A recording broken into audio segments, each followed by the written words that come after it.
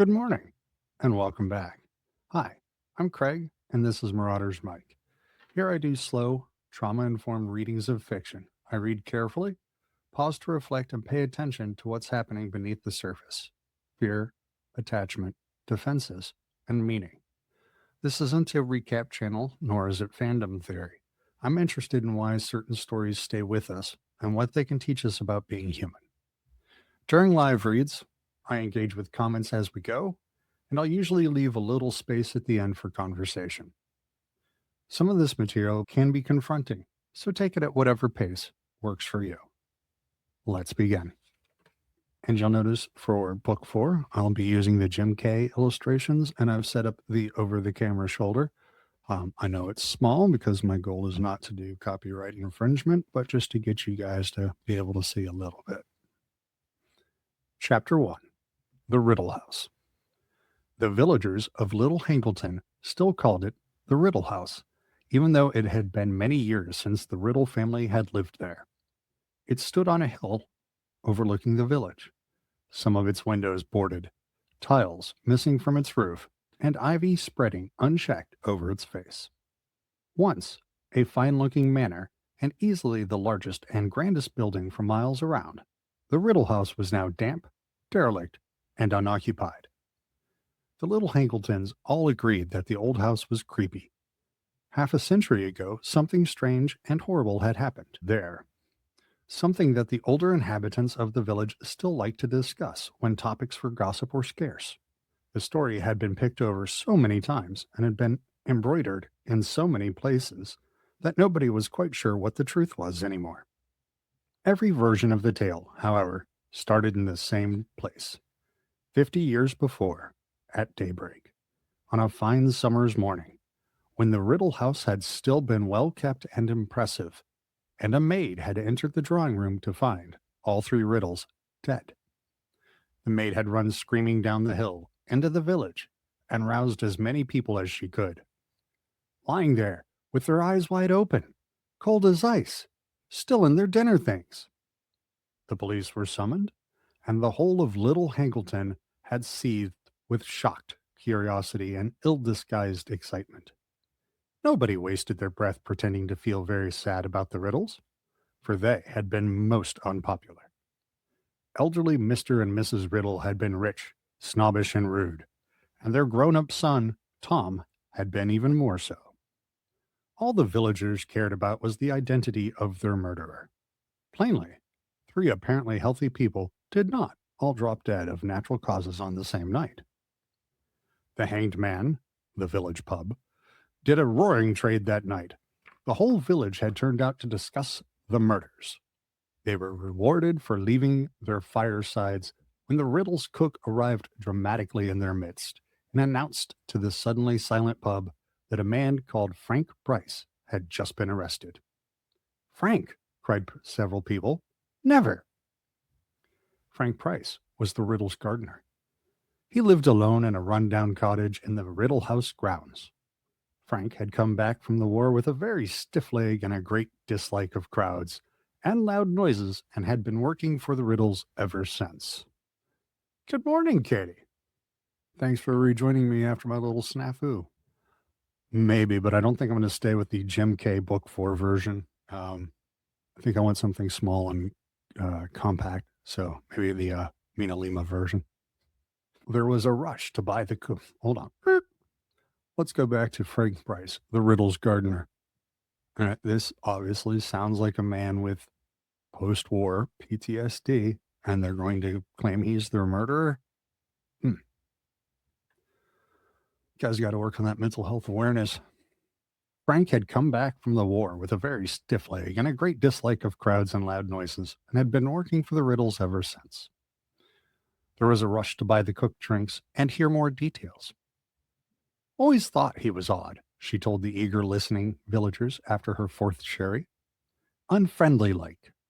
I'm sure if I've offered him a cup once, I've offered it 100 times. Never wanted to mix, he didn't." "Ah, now," said a woman at the bar. "He had a hard war, Frank. He likes the quiet life. That's no reason to." "Who else had a key to the back door then?" barked the cook.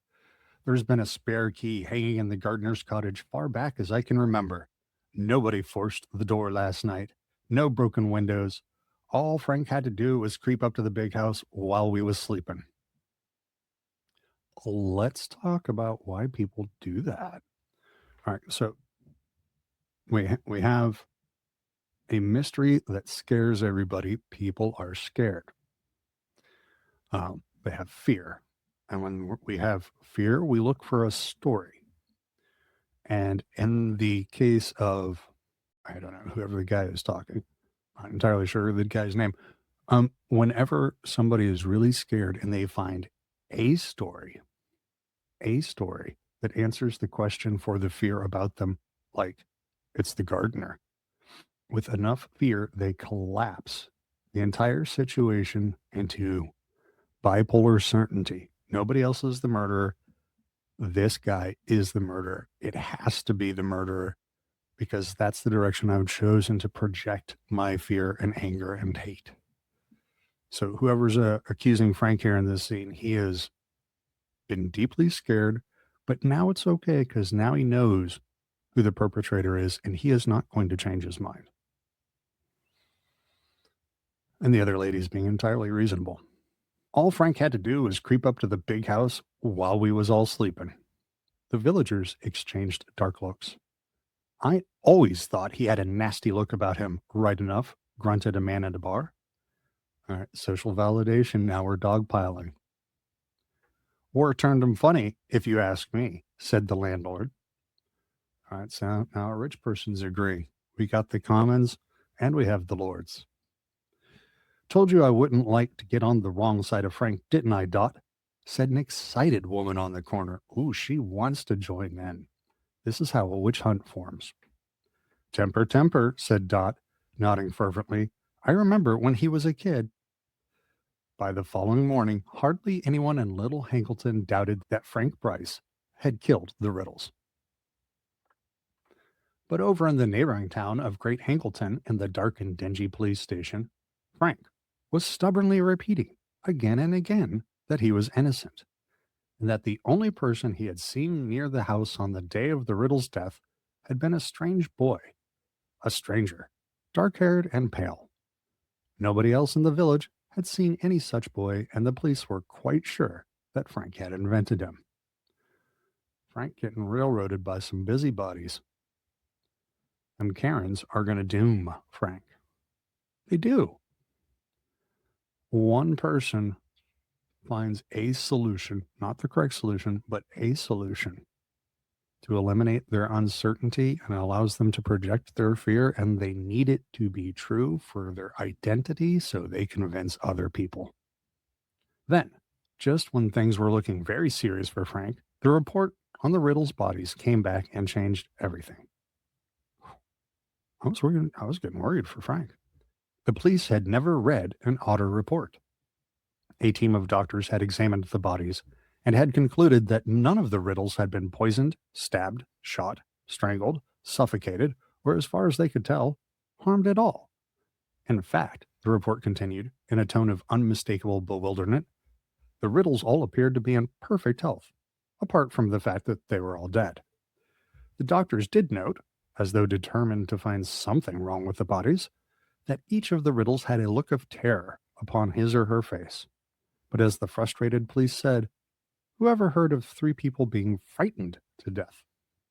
As there was no proof that the Riddles had been murdered at all, the police were forced to let Frank go. The Riddles were buried in Little Hankleton churchyard, and their graves remained objects of curiosity for a while. To everyone's surprise, and amidst a cloud of suspicion, Frank Bryce returned to his cottage in the grounds of the Riddle house. As far as I'm concerned, he killed them, and I don't care what the police said Dot and the hanged man. And if he had any decency, he'd leave here. They don't want him to leave because what he's doing is indecent. They want him to leave because he reminds them of the terrible thing that happened. Even though he had nothing to do with it, they decided he did, and now as long as he exists in that space, they will always be reminded of that fear. But Frank did not leave. He stayed to tend the garden for the next family who lived in the Riddle house, and then the next, for neither family stayed long.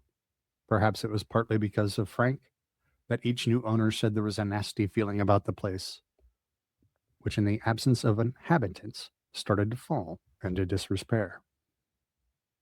The wealthy man who owned the Riddle house these days neither lived there nor put it to any use.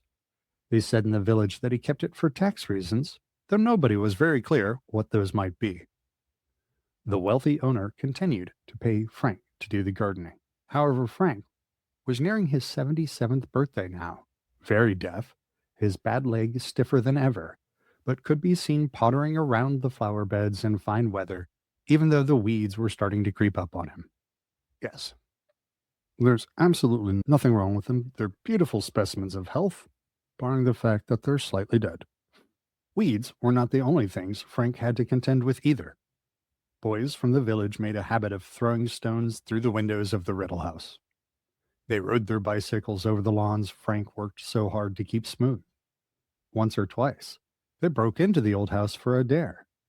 They knew that old Frank was devoted to the house and grounds, and it amused them to see him limping across the garden, brandishing his stick and yelling croakily at them.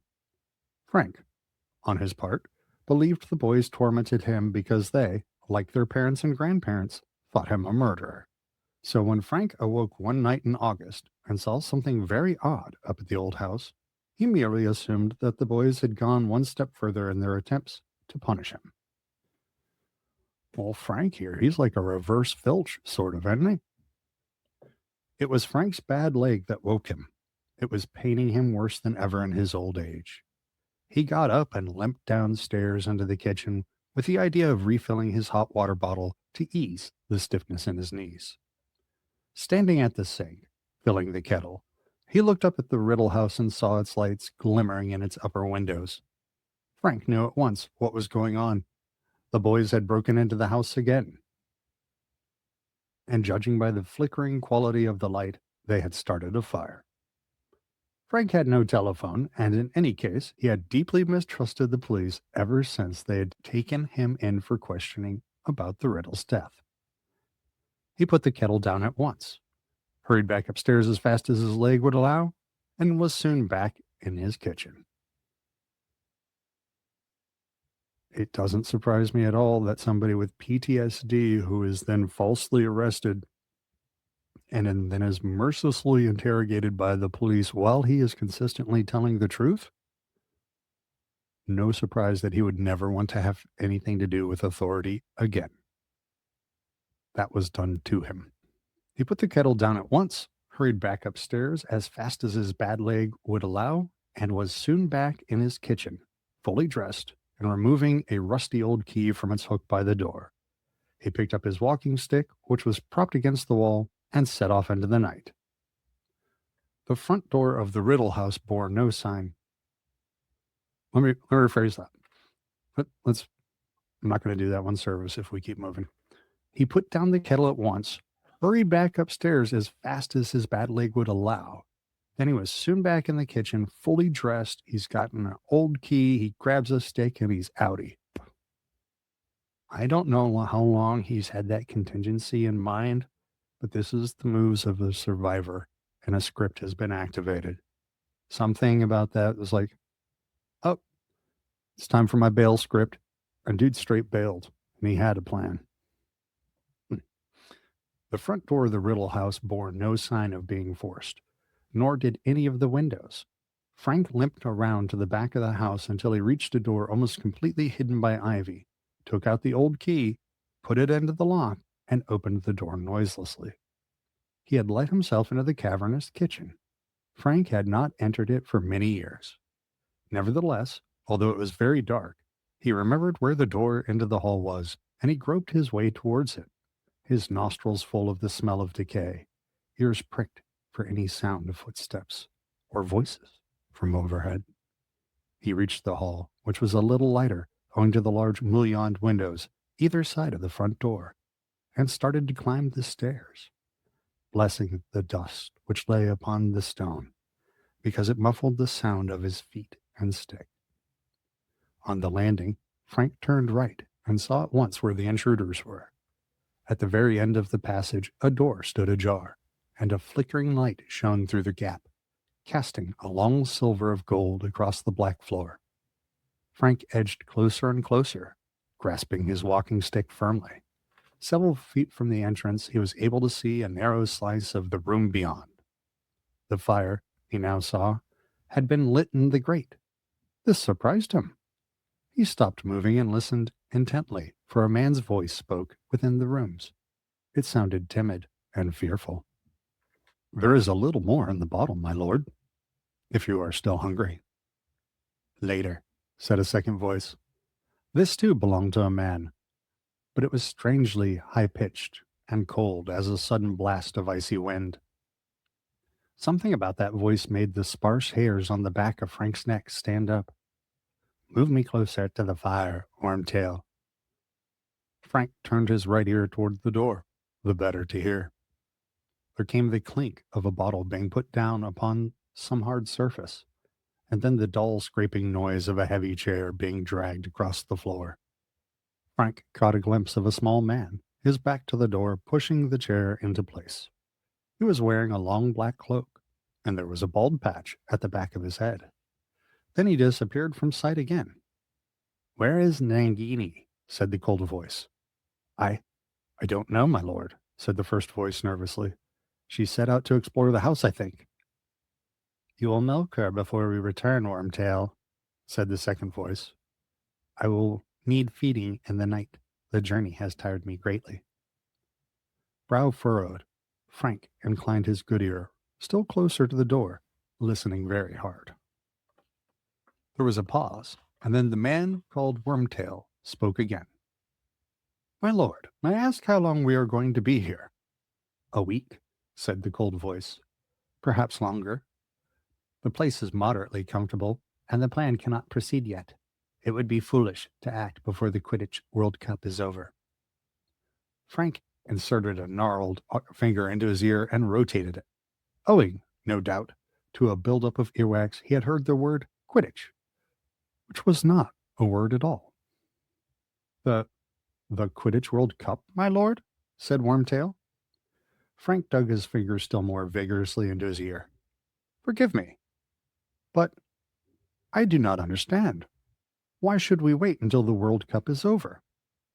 "Because, fool, at this very moment wizards are pouring into the country from all over the world, and every meddler from the Ministry of Magic will be on duty, on the watch for signs of unusual activity, checking and double-checking identities. They will be obsessed with security, lest the Muggles notice anything.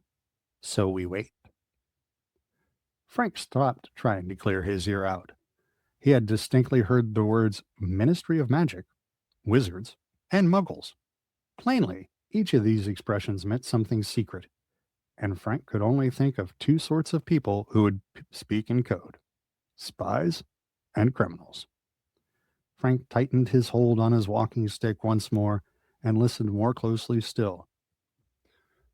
That same dynamic that we were talking about earlier. Frank is uncertain and he's scared, and now we're collapsing the possibilities. I don't know if he's going to pick spies or criminals. He's probably going to pick criminals, but he'll be thinking of spies because he fought in the war. So now this PTSD guy is now going to be reminded of something that traumatized him, aka spies from the war. And now he's not going to be thinking right. He is going to project, and project. Frank tightened his hold on his walking stick once more and listened more closely still. "Your lordship is still determined then?" Wormtail said quietly. "Certainly I am determined, Wormtail." There was a note of menace in the cold voice now. A slight pause followed, and then Wormtail spoke, the words tumbling from him in a rush, as though he were forcing himself to say this before he lost his nerve. That's a great question. I mean, I think in one of the first descriptions of him, he's described as having a particularly worm-like tail, I believe. But let's cross genres and talk about the Lord of the Rings for a second. Saruman's power was the voice. He would talk people into things. And his little minion, his slimy little minion, was Worm Tongue. uh, who tried to use the voice, but he's not nearly as good as it. And it was given by his master to make him ashamed, to remind him that he is nothing but as if a worm and is always beneath the master. Possible reasons. It could be done without Harry Potter, my lord. Another pause, more protracted than without Harry Potter, breathed the second voice softly. I see. My lord, I do not say this out of concern for the boy, said Wormtail, his voice rising squeakily. This boy is nothing to me. Nothing at all. It is merely that if we were to use another witch or wizard, any wizard, the thing could be done so much more quickly. If you allowed me to leave you alone a short while, you know that I can disguise myself most effectively. Tail. It's not the voice, it's the changing. I could be back here in as little as 2 days with a suitable person. I could use another wizard, said the second voice softly. That is true. My lord, it makes sense, said Wormtail, sounding thoroughly relieved now. Laying hands on Harry Potter would be so difficult. He is so well protected. And so you volunteer to go and fetch me a substitute? I wonder. Perhaps the task of nursing me has become wearisome for you, Wormtail. Could the suggestion of abandoning the plan be nothing more than an attempt to desert me? My lord, I I have no wish to leave you. None at all. Do not lie to me, the second voice. I can always tell, Wormtail. You are regretting that you ever returned to me. I revolt you. I see you flinch when you look at me, feel you shudder when you touch me. No, my devotion to your lordship. Your devotion is nothing more than cowardice. You would not be here if you had anywhere else to go. How am I to survive without you when I need feeding every few hours? Who is to milk Nagini? You seem so much stronger, my lord. Breathed the second voice. I am no stronger, and a few days alone would be enough to rob me of the little health I have regained under your clumsy care. Silence! Wormtail, who had been spluttering incoherently, fell silent at once. For a few seconds, Frank could hear nothing but the fire crackling. Then the second man spoke once more, in a whisper that was almost a hiss. I don't think Voldemort trusts anybody. This is why one of his techniques is to always terrorize his underlings. Let's be honest, if you wanted to overthrow the world, you don't actually have to traumatize all your followers to do it, and they'd probably be a lot more effective if they weren't scared witless. Voldemort doesn't trust anybody, and he likes hurting everybody. He doesn't care. He just uses them. They're tools and props. He doesn't have any friends. There is only him. He is his own god. I have my reasons for using the boy, as I have already explained to you, and I will use no other. I have waited 13 years. A few more months will make no difference. As for the protection surrounding the boy, I believe my plan will be effective. All that is needed is a little courage from you, Wormtail. Courage you will find, unless you wish to feel the full extent of Lord Voldemort's wrath. May I, Lord? My lord, may I speak? Said Wormtail, panic in his voice now. All through our journey, I've gone over the plan in my head, my lord. Bertha Jorkin's disappearance. Love the clue, that's a lead. Bertha Jorkin's disappearance will not go unnoticed for long, and if we proceed, if I curse. If, whispered the second voice, if you follow the plan, Wormtail, the ministry need never know that anyone has ever disappeared. You will do it quietly and without fuss. I only wish I could do it myself, but in my present condition. Come, Wormtail. One more obstacle removed, and our path to Harry Potter is clear. I'm not asking you to do it alone. By that time, my faithful servant will have rejoined us. I am a faithful servant, said Wormtail, the merest trace of sullenness in his voice. Wormtail, I need somebody with brains, somebody whose loyalty has never wavered, and you, unfortunately, fulfill neither requirement. I found you, said Wormtail, and there was definitely a sulky edge to his voice now. I was the one who found you. I brought you, Bertha Jorkins. This is true, said the second man, sounding amused. A stroke of brilliance I would not have thought possible from you, Wormtail. Though, if truth be told, you were not aware how useful she would be when you caught her, were you? I I thought she might be useful, my lord, said the second voice again. The cruel amusement. The amusement. It's a toy. The cruel amusement more pronounced than ever. However, I do not deny that her information was valuable. Without it, I could never have formed our plan, and for that, you will have your reward. Wormtail, I will allow you to perform an essential task for me, one that many of my followers would give their right hands to perform. Really, my lord? What? Wormtail, correctly, sounded terrified again. The Dark Lord does not give nice gifts, does he? Ah, Wormtail, you don't want me to spoil the surprise? Your part will come at the very end. But I promise you, you will have the honor of being just as useful as Bertha Jorkins. You, you. Wormtail's voice sounded suddenly hoarse, as though his mouth had gone very dry. You're going to kill me too? Wormtail, Wormtail, said the cold voice silkily. Why would I kill you? I killed Bertha because I had to. She was fit for nothing after my questioning, quite useless. In any case, awkward questions would have been asked if she had gone back to the ministry, with the news that she had met you on her holidays. Wizards who are supposed to be dead would not do well to run into Ministry of Magic witches at wayside ends. Wormtail muttered something so quietly that Frank could not hear it, but it made the second man laugh, an entirely mirthless laugh, cold as his speech. We could have modified her memory, but memory charms can be broken by a powerful wizard, as I proved when I questioned her. It would be an insult to her memory not to use the information I extracted from her, Wormtail. Out in the corridor, Frank suddenly became aware that the hand gripping his walking stick was slippery with sweat.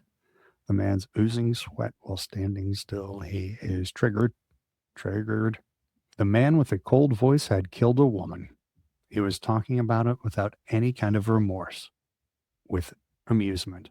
He was dangerous, a madman, and he was planning more murders. This boy, Harry Potter, whoever he was in danger.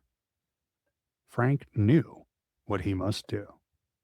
No indecision, not considering any options. He has one option that pops right immediately into his head, and that's what he's doing.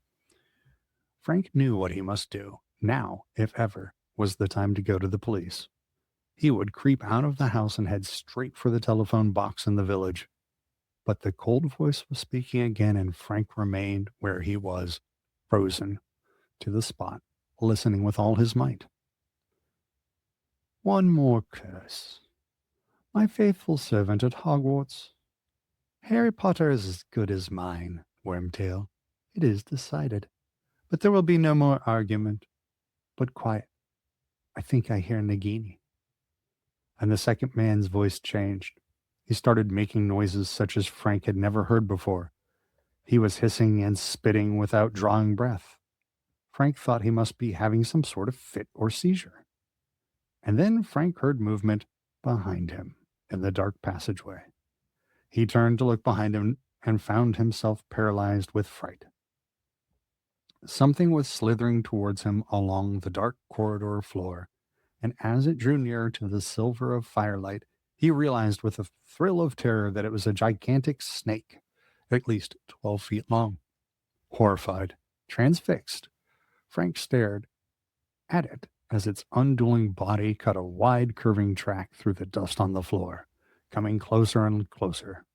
What was he to do? The only means of escape was into the room where two men sat plotting murder. Yet, if he stayed where he was, the snake would surely kill him.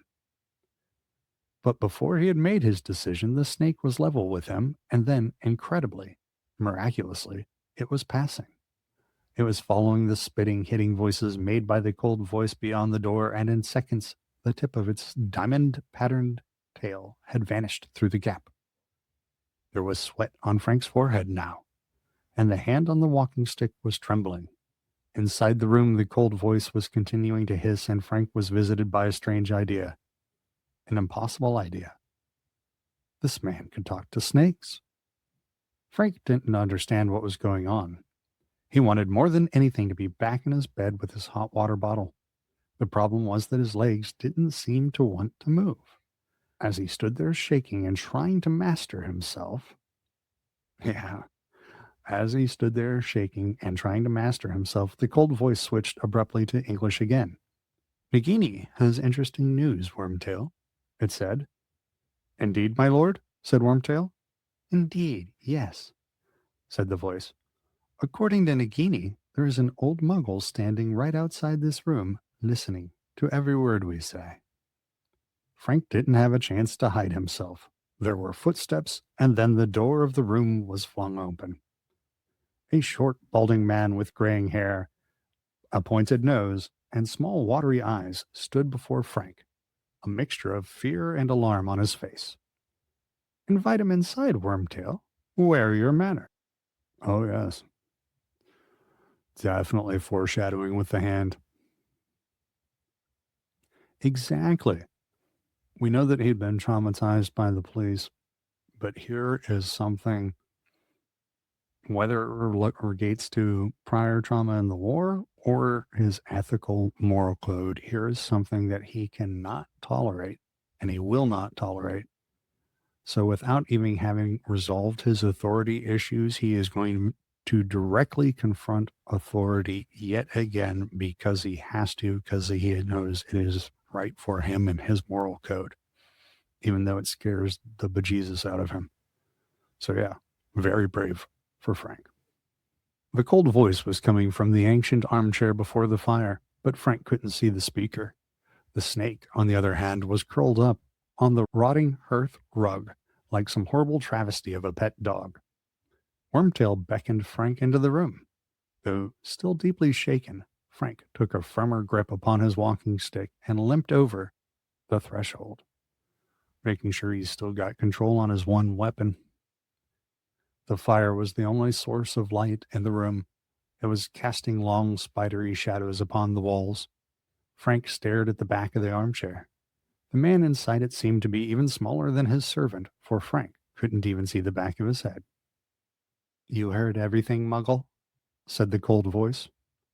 What's that you're calling me? Said Frank, defiantly, for now that he was inside the room, now that the time had come for some sort of action, he felt braver. It had always been so in the war. I'm calling you a Muggle, said the voice coolly. It means that you are not a wizard. I don't know what you mean by wizard, said Frank, his voice growing steadier. All I know is I've heard enough to interest the police tonight. I have. You've done murder, and you're planning more, and I'll tell you this too, he added on a sudden inspiration. My wife knows I'm up here, and if I don't come back... You have no wife, said the cold voice, very quietly. Nobody knows you are here. You told nobody that you were coming. Do not lie to Lord Voldemort, Muggle, for he knows. He always knows. Is that right? Said Frank roughly. Lord, is it? Well, I don't think much of your manners, my lord. Turn around and face me like a man, why don't you? But I am not a man, Muggle, said the cold voice, barely audible now over the crackling of the flames. I am much, much more than a man. However, why not? I will face you. Wormtail, come turn my chair around. The servant gave a whimper. You heard me, Wormtail. Slowly, with his face screwed up as though he would rather have done anything than approach his master. You see that in dogs when they're very traumatized by their master. And the hearthrug where the snake lay, the small man walked forwards and began to turn the chair. The snake lifted its ugly triangular head and hissed slightly as the legs of the chair snagged on its rug. And then the chair was facing Frank, and he saw what was sitting in it. His walking stick fell to the floor with a clatter. He opened his mouth and let out a scream. He was screaming so loudly that he never heard the words of the thing in the chair spoke as it raised a wand. There was a flash of green light, a rushing sound, and Frank Bryce crumpled. He was dead before he hit the floor.